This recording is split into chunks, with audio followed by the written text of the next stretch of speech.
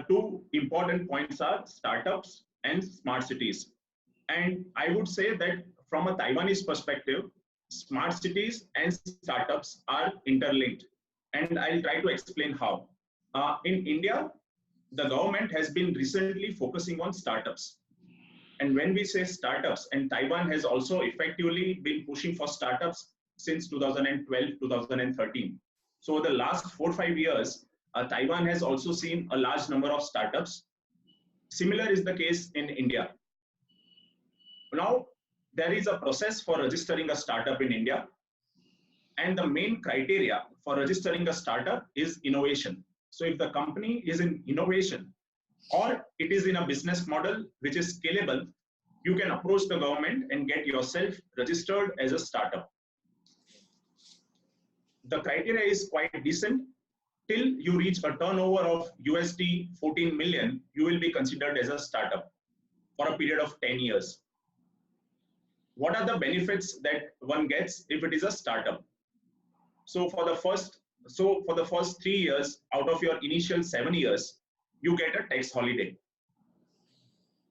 Plus, if you go for a patent box regime, your income of royalty is taxed at a lower rate of 10%.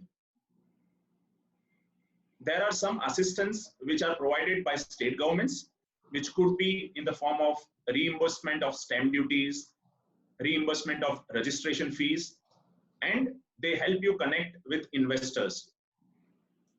In terms of processes, government has made it clear that for startups, the process will be very simple.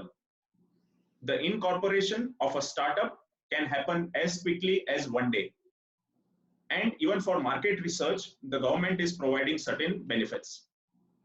And therefore, any company which is into innovation can look at setting up a startup in India. So as we said, India has just begun the concept of smart cities. And the government of India has identified 100 cities which it wants to make a smart city. And therefore, if you look at the population that gets impacted, the scale of business possible for a Taiwanese company is much more. If you look at the diagram, urban mobility, energy management, waste management, and water management, these are certain areas where a lot of Taiwanese companies are involved. So if we look at it, if I look at Taiwan, in the north and north central Taiwan, we have a lot of companies which are into ICT industries, healthcare, education. As we go south, we see a lot of companies which are into manufacturing, they are into electric vehicles, they are into water treatment and education. So if I have to compare this diagram with the locations of Taiwan and the specific industries of Taiwan, we see a lot of opportunities for a lot of Taiwanese companies to come and serve these solutions to the Indian economy. And that's why we see a lot of opportunities for Taiwanese companies in India. Friends, one last point is electric vehicles. This budget of this year has rolled out a new policy. So last year there was a policy called FAME 2, which is fast adoption of and mobility of electric vehicles.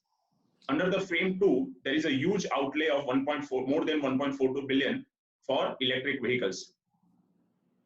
Every state has started rolling out a policy for electric vehicles, and that's why we see again a scope for companies which are into electric mobility